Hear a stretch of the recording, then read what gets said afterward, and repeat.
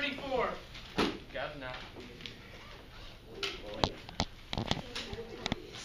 Open your book to 234.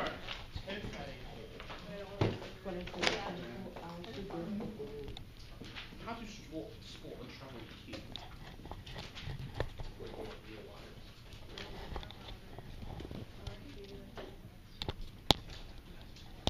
How did you like the IQ test? I didn't know. Didn't take it. Are you serious? I love the confident. Did you notice that one had true or false questions? You know, you could obviously guess, get lucky, and get a higher score. You know, those kind of internet tests like that are quick and fun or aren't as reliable as ones where you'd have to write in the answer. They wouldn't give you choices or anything like that. McClay, what'd you get? 116. So Very nice. that could be a project right there. Test the reliability of an online IQ test. Get people to take it, and then 2 weeks later, take it again. See if their scores are the same. And if not, that means probably not reliable test. Okay. Well, That's pretty good. That's a transition. I didn't mean to do that. You should have done it. Very nice. I like it. Here we go. This is what we're on. Okay, so IQ scores. What is the origin of intelligence? We get back to the question that we've discussed in here many times: nature versus nurture.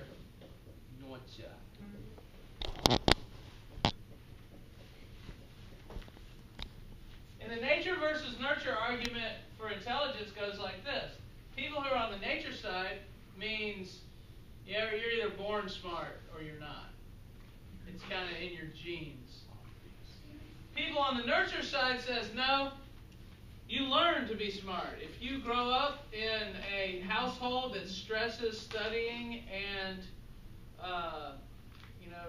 puts you into good schools and teaches you stuff a lot, you'll end up with a higher IQ and more intelligent.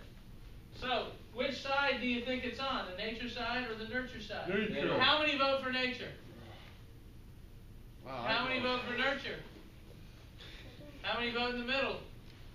Abstain. How many not voting? Yeah, it's about in the middle. There's some nature. There's some nurture to it. Let's talk about the nature part. If you take identical twins, and compare their IQs, they're usually highly correlated, very close to one another. And that's true even in identical twins separated from birth and living in two different households and having two different environments. So there is some genetic influence, but it's not all genetic influence. There's a lot of nurture going on there too. You can see the correlations here. The closer you get to one, remember, is a perfect correlation. So identical twins reared together are very highly correlated. That's you guys. Y'all have a correlation, 85% correlation. You should be pretty close to one another. What'd you get? Fraternal twins reared together are close to one another, but not as close as identical. So that suggests that the genes have something to do with it. Look at identical twins reared apart are even more similar than fraternal twins reared together. Again, that suggests somewhat pervasive genetic influence, even in intelligence. So you can get passed on genes for intelligence or not. Oh dear. You getting all this, Lindsay? Hard. It's good stuff. Sir? There are differences between different groups in intelligence, but the differences are mostly due to the nature side of the argument, which they talk about here. I'm sorry, due to the nurture side of the argument. Here we have two groups of tomato plants. The groups over here, the plants over here got fertilizer and the plants over here didn't. So the plants over here grew big and the plants over here didn't. And so if you tested the overall height of the plants and measured it, you'd have a higher measurement over here. And there's been books written and stuff saying, you know, with this one group is more intelligent than another group. There was a book called The Bell Curve. Has anyone ever heard of that? It was kind of a book that used statistics like this to say that white people were smarter than everyone else. And they used, they showed how the IQ scores are different. The white people score higher on their IQ scores. But when you look at it more closely, a lot of the groups that they were studying were kind of like this group of tomato plants here. They were studying groups that were in places where there wasn't a lot of education, where the white group they were studying had a lot more accessibility to schools and books and money than the other groups they were studying. And so, of course, these plants are going to grow better than those because these were fertilized. And that's not genetic. That's not nature. That's nurture. That's the nurture portion. And when you equilibrate and study, say, a person who grew up with the same amounts of money and education from one racial group to another, you see that there aren't any differences. And so that book was kind of famous back in the 80s and 90s when it came out. It raised all these questions. And when you study it further, it's really just due to the fact that they weren't comparing groups correctly. You need to get rid of all these other factors that are thrown in. When you take from any racial group they've studied, when you give them equal education, equal opportunity, they pretty much all groups average out about the same IQ. There are lots of differences within the group. In this group of tomato plants, there might be a few plants that grow up short. And in this group over here, you might have had a few of them grow up tall. So even that this group didn't have all the fertilizer and water, you could still get some individuals that are very tall and taller than some of the ones over here. So there's a lot more variation within a group than there are between groups. And they notice that in studies they do on IQ scores. They know that there are things, and we're still on the nurture side of things, they know that there are factors that can lower intelligence. And here are 4 of them. Poor prenatal care. You know what that means? They weren't taken care of when they were really young. Not taking care of your baby when it's in the womb, inside the mother's tummy. That'll lower the IQ scores, sometimes dramatically, maybe up to 4 or 5, 7 points. Malnutrition can lower the IQ scores.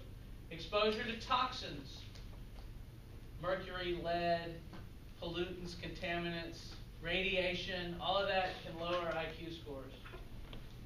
Stressful family circumstances. Each stressful family circumstance can lower the IQ scores of a developing child. Divorce, loss of a parent, adoption, things like that, changing hands, going from one family to another. Those can all lower IQ scores. And the book discusses this a little bit in your reading. On the other side of that, healthy and stimulating environments can raise IQ, sometimes dramatically. IQs can jump 20 or 30 points just based on how much you study and learn and that kind of thing. If you scored an IQ of whatever, you can raise that if you want to. IQs are not set in stone, and they do change based on experience. Here it shows what the IQ scores have done over the past, well, this only goes up to 1990, so this is an old chart. But anyway, you can see they've pretty much steadily risen. Now, Now, whose IQs This is are a those? little misleading because the average IQ score is always 100. But what they've done is they've changed, they've gone back to older tests and changed what the score would be if the people now took the old IQ test. You see what I'm saying? So what is 100 average now, people in 1920 taking that same test would score a 76. So the average person in 1920 was not as smart as the average person is now. That's not because of genes. Genes don't change that fast. It takes thousands of generations for genes to change a lot. This is because of environment. This is making everybody go to school and being brought up with encyclopedias and the internet and things like that, where you could study and get a hold of information rapidly and learn. And so IQ scores have gone up and probably will keep going up. So maybe if you come back in, if this continues, it doesn't look like it's leveling off. You know, you come back in 70 years, the average kid might be a lot more intelligent than you.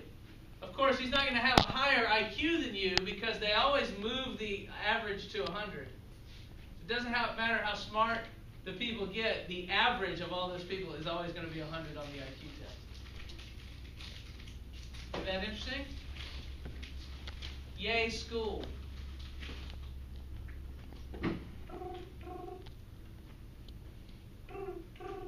That's my cricket sound. Anyone has an opinion? Leah, how about you? What do you think? Hopefully good. You alright? Yeah. People are falling out with it.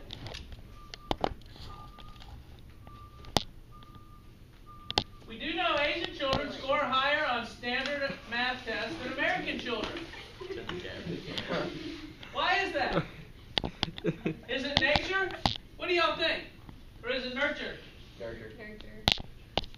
They've pretty much already shown that it doesn't matter what race you are, you're capable of success given the right environment. It's the nurture part.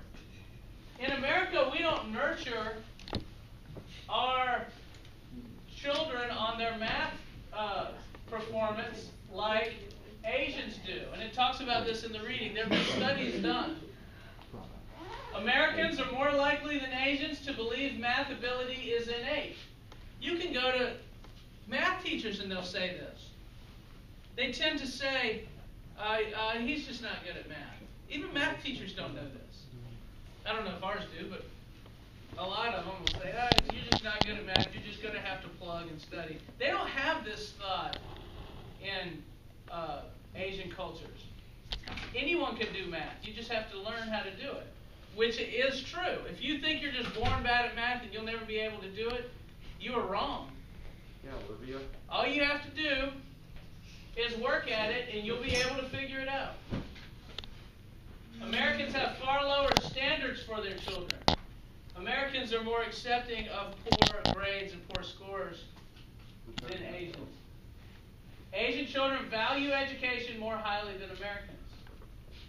So all of this is on the nurture end of things and will affect your performance on testing and so forth. Look at this. Percentage who say studying hard is most important for math performance. 93% of Japanese teachers say that studying hard is the most important thing to do well in math. Look at the teachers, only 27%. Hey, go ask your math teachers this after school and see what they say. What's the most important thing to doing well in math? See if they say studying hard. It'd be hard to believe a teacher wouldn't say that. But apparently they didn't, according to this study. And students the same way. Students think that you're just born good at math or not, and if you're born good, then you have a talent for good at math, you have a talent for it, you can go on and be good at math. It's actually not true. Is this based off of Asian people in America or Asian people in Asia? I don't know. If it was a good study, they'd take care of that and not not do one from one country and one from another? Maybe do both countries or something like that. Good question. It has on the chart where that study is if you wanted to look it up. Look it up. Actually, it's in the reading. It talks about that study. Stevenson and Stigler, 1992. Oh, here they say they got parents, teachers in Minneapolis, Chicago, Sendai, Japan, Taipei, Taiwan, and Beijing. So they got it from both. It's a good study. So, you are to read 234 to 239 tonight, and tomorrow we'll talk about animal studies and psychology, and we need to finish John Stossel video. Do y'all like Stossel?